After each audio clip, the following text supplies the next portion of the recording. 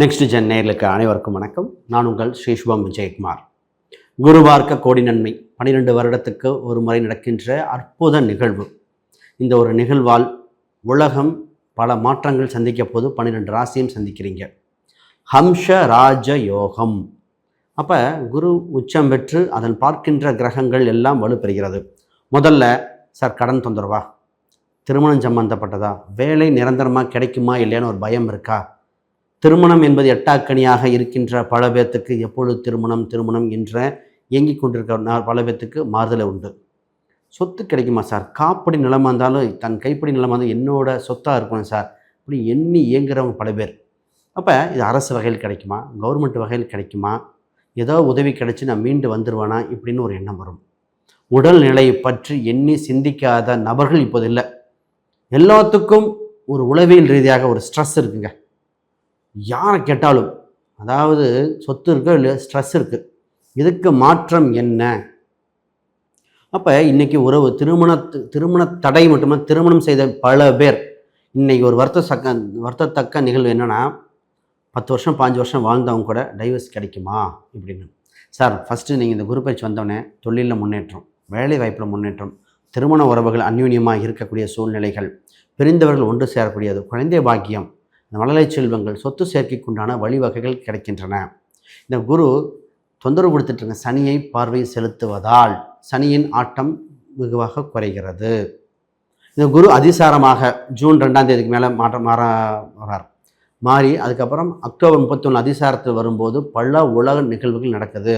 தங்கத்துக்கு ஏன் சார் தடை வந்தது, அப்போ அது மாற்றம் என்ன, பொருளாதார சேர்க்கைக்கு இவ்வளோ தொந்தரவா, இது மாதிரி பல எண்ணிலடங்க கேள்வி இருக்கு இல்லையா, அத்தனைக்கும் ஒரு திருப்பம் ஏற்பட போது உங்கள் ராசிக்கு நிச்சயமாக மீண்டு வர வழிவகைகள் இருக்குது. இதுக்குண்டான விஷயத்தை பார்ப்போம். விருச்சிக ராசி அன்பர்களே, வெற்றி நடை போடும் வாய்ப்புகள் எப்பொழுது பிறக்கும் என இயங்கிக் கொண்டிருந்தவர்கள் இதோ உங்கள் வாய்ப்பு அப்படிங்கிற மாதிரி உங்கள் ராசிக்கு 9ஆம் வீட்டில் 2-5க்குரிய குரு உச்சம் பெறும் காலகட்டம். உங்கள் வாழ்வில் பல மாறுதல் நடக்கின்ற காலகட்டம்.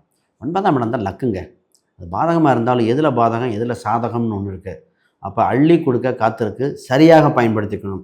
இந்த நேரத்தில் தான் பார்த்திங்கன்னா ஒரு சில நல்ல விஷயங்கள் நடந்துகிட்ருக்கும். எல்லாமே நல்லது நடக்கும், எல்லா வருஷம் நல்லது நினச்சி தங்கிடக்கூடாது. காற்றுள்ள போதே தூற்றிக்கொள்ள வாய்ப்பு பிறக்கிறது. உங்களுக்கு லைஃப்பில் சேஞ்ச், கம்ப்ளீட் சேஞ்ச். கஷ்டப்பட்டு இருக்கேன், கடனில் இருக்கேன், மீண்டு வர முடியுமா, இதுதான் உங்கள் நேரம். பார்ப்போம். முதல்ல இந்த விருச்சிக ராசிக்கு ஒரு தன்மை உண்டு. விருச்சிக ராசி எதிலையும் ஒரு ஆராய்ச்சி மனப்பான்மை உண்டு.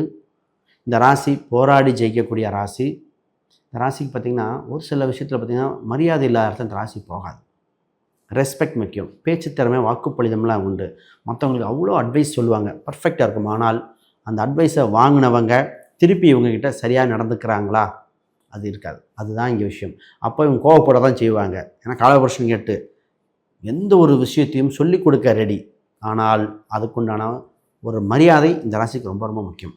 இப்போ உங்கள் ராசிக்கு 9ஆம் இடத்தில் குரு பாக்யஸ்தானத்தில் இருக்காருங்க. உங்கள் ராசியை பார்க்க முதல்ல இந்த ராசி மன மகிழ்ச்சி உண்டு, முகப்பொழிவு ஏற்படுகிற காலகட்டம், பாப்புலாரிட்டி ஆகிற சூழ்நிலைகள், தோல்வியிலிருந்து மீண்டு வர வாய்ப்பு வந்தாச்சு. Super time. சார் எனக்கு ரெஸ்பெக்ட் கான்ஃபிடென்ட்டே இல்லாமல் இருந்தாங்க, இப்போ உங்களுக்கு இருக்குங்க. கான்ஃபிடென்ட் வந்து ரெஸ்பெக்ட் கிடச்சி அடுத்த படிநிலை நோக்கி ஓகே வாட் இஸ் நெக்ஸ்ட் அப்படிங்கிற அளவுக்கு உயர் பதவி கிடைக்குமா, தலைமை தாங்கும் பண்பு உயர் பதவியில் கிடைக்கும். அப்போ உயர் பதவி எதில் சார், கோயிலில் இருக்கலாம், சங்கங்களில் இருக்கலாம், சபையில் இருக்கலாம், ஏன் வேலை வாய்ப்பில் இருக்கலாம். அதை பற்றி இந்த வேலை வாய்ப்பு நிறைய பேசுகிறேன். அப்போ உண்டு நிறைய பேருக்கு சார் ஒரு சிலருக்கு இடமாற்றம் வருது, ஒரு சேஞ்ச். சார் ஒரு இடம் விட்டு இன்னொரு இடம், வெளிநாடா வெளி மாநிலமாக, அது நம்ம ஹாரோஸ்கோப் வச்சு எடுக்கணும். ஆனால் ஒரு இடம் மாற்றம் உண்டு. நிறைய பேர் வீடு மாற்றுறேங்கிறாங்க, மாற்றக்கூடிய அம்சம் வந்திருக்கு. சார் வீடு விற்க முடியுமா? பொதுவாக ஒருத்தர் நிறைய பேருக்கு சொத்தை வாங்கிட்டு விற்க முடியாமல் தவிக்கின்ற பல பேர் இருக்காங்க. அப்போ சொத்து சம்மந்தப்பட்டது விற்கிறதுக்கு ஒரு சிலர் அந்த டாக்குமெண்ட்டில் இருக்கிற சிக்கல்கள் தீர்க்கிறது, அதுக்கு ரைட் டைம். அதுக்குண்டான கோயில் வழிபாடுகள் என்ன, ஜாதகத்தை வந்து ஒவ்வொருத்துக்கும் மாறும். நின்ற கிரகங்கள் அம்சங்கள் பார்த்து அதுக்குண்டான கோயில் வழிபாடுகள் செஞ்சுக்கிட்டிங்க அப்படின்னா நிச்சயமாக சொத்து சம்பந்த தொந்தரவுகள் விலகி உங்களுக்கு அற்புதம் நடக்கும் காலகட்டமாக இருக்கும். அப்போ எந்த ஒரு இன்னல்களும் மீண்டு வர வாய்ப்பு உண்டு. இந்த ராசி பார்த்திங்கன்னா நிறைய நாள் ஹெல்த் இஷ்யூஸ். சார் ஹெல்த்து தான் முதல்ல முக்கியம். நிறைய பேர் ஹெல்த்தை விட்டுட்டு நைட் நேரம் பகல் நேரம் ரொம்ப கடுமையாக உழைச்சி பல வியாதிகள் விருது வாங்கின மாதிரி வாங்கி வச்சுட்டாங்க. அது யூஎஸில் ஒருத்தர் இருக்கார், படாதுபாடு. அவர் சொல்ல சார் 18 மணி நேரம் ஒர்க் பண்ணுறாங்க சார் பார். எப்போ அது ஒன்று சாப்பிட்றது தூங்குறது ஃபேமிலி இதுதான், ஒர்க்குன்னு சனி ஞாயிறுலாம் ஒர்க் பண்ணுறார். நான் ஏங்க இப்படி பண்ணுறீங்கன்னா, வேறு வேலை இல்லைங்க, இந்த ப்ராஜெக்ட்டு டைட்டுன்னு. அப்போ அவர் தவறான தொழிலை சூஸ் பண்ணியிருக்காருன்னு சொன்னேன். சார் சம்பளம் ஜாஸ்தி.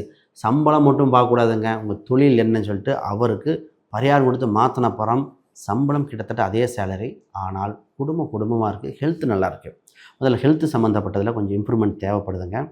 அதை கொஞ்சம் ரெடி பண்ணிக்க வேண்டிய சூழ்நிலையில் வந்திருக்கு. இப்போ ஹெல்த்து தான் உங்களுக்கு இப்போ நிறைய பேர் தொந்தரவு இருந்தாலும் அது சரி செய்ய காலகட்டம் பிறந்திருக்கு. என்ன வியாதியாக இருந்தாலும் அந்த வியாதிக்கு உண்டான தீர்வு உண்டு. நிறைய பேர் பார்த்திங்கன்னா, சார் இந்த இடம், வீடு, சொத்து இதில் இருக்கிற சிக்கல்கள் தீர்ந்து முன்னேற்றம் ஏற்படுகிறது. இப்போ இன்வெஸ்ட்மெண்ட்டுக்கு ரைட் டைம். இன்வெஸ்ட்மெண்ட்டுனா ஷேர் மார்க்கெட் பண்ணலாம், ட்ரேடிங் பண்ணலாம். ட்ரேடிங்னா எல்லாத்துக்கும் நான் இந்த ஜாஸ்திக்கு நான் கொடுக்க மாட்டேன். அதனால் ட்ரேடிங்கை ரொம்ப ரொம்ப கவனம் விட்டுருங்க. அது ஒரு ஜாதக ரீதியாக பார்த்தா தான்.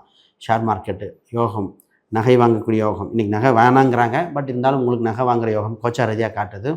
அப்போ முதலீடுக்கு தகுந்த காலகட்டங்கள், கையிருப்பு உண்டு. குழந்தை பாக்கியம் அற்புதமாக இருக்குது. இந்த திருமணம் பற்றி சொல்லலை, குழந்தை பாக்கியம் சொல்கிறாங்க. ஃபஸ்ட்டு குழந்தை பாக்கியம் உண்டு. குழந்தையை பற்றி இந்த கவலைகள் மாறுகிற காலகட்டம். சார் திருமணம் எப்போ சார்? உங்கள் ராசிக்கு திருமண யோகம் உண்டு. குருபலன் வந்தாச்சு. மனதுக்கு பிடித்த வரன், திருமணத்தில் ஏற்பட்ட தடைகள் விலகிற சூழ்நிலைக்கு வந்தாச்சு. ஒரு சில கோயிலில் கல்யாணம் வைக்கணும் வந்திருக்கு. இப்போ ஜாதக ரீதியாக பார்க்கும்போது கோயிலாக திருமணம்னு பார்க்கணும். ஒரு ஜாதகம் பார்த்து அந்த பொருத்தம் பார்த்தாலே தெரிஞ்சிடும், ஓகே செட் ஆகும் ஆகாதுன்னு. ஒரு சிலர் சொன்னேன், சார் 7ஆம் இடம் 8ஆம் இடம் சுத்தம், அப்போ ஏங்க கல்யாணம் நடக்கலை? அது நீங்கள் சொல்லணும் பார். இப்போ ஒரு சில கணவன் மனைவிகள் கேட்கின்ற கேள்விகள், சார் இந்த லைஃபை கன்டினியூ ஆகுமா வேண்டாமா, ரொம்ப பிரச்சனையாக இருக்குது, என்ன பண்ணலாம், என்னோடய இண்டிவிஜுவல் என் கேரியரை ஸ்பாயில் பண்ணிட்டேன்னு வர பெண்கள். ஆண்களாக இருக்கேன் சார், சொந்த பந்தம் எல்லாத்தையும் இழந்துட்டு நினைக்கிறேன், என் மனைவியை நம்பி வந்தேன். இது இந்த காலகட்டத்தில் ஒரு உளவியல் ரீதியாக பிரச்சனையாக வந்திருக்கு. ஜாதக ரீதியாக பார்த்து சேர்த்து வைத்ததும் பலர் அடுத்த லைஃப்பை பாருங்கன்னு சொன்னதுன்னு இருக்குது. அது இன்றைக்கி திருமண பொருத்தம் போடுகின்ற முறை மாறி இருக்குங்க. 4ஆம் பாவம் பலன் இல்லாமல் திருமணம் அமைப்பே இல்லை. 12ஆம் இடம் பர்மிட் பண்ணாமல் திருமண உறவை கன்டினியூ பண்ண முடியாது. இது கொஞ்சம் பார்க்கணும். அப்போ அதுக்கு நான் பரிகாரம் கொடுத்து பண்ணணும். ஆக இது பார்த்துக்கணும். இந்த நேரத்தில் தந்தை வழி உறவு, ஆன்மீக குருமார்கள் சந்திக்கிறது, மிகப்பெரிய யோகங்கள் கிடச்சிருக்கு.